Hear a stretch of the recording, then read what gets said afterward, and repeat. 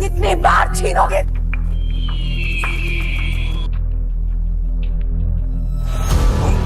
మనం ఏదైతే జరగకూడదనుకున్నామో,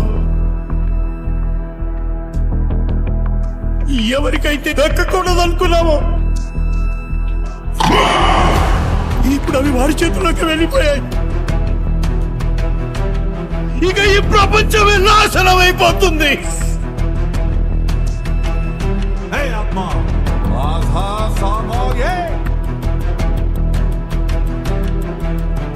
ఈ 33 కరవాలాలు కరిగించి మహాఖడ్గాన్ని తయారు చేయించండి. ఆ ఖడ్గాన్ని ధరించి సింహాసనం మీదున్న ఈ సింహాన్ని చూసి అనంత విశ్వం అసూయ చెందాలి.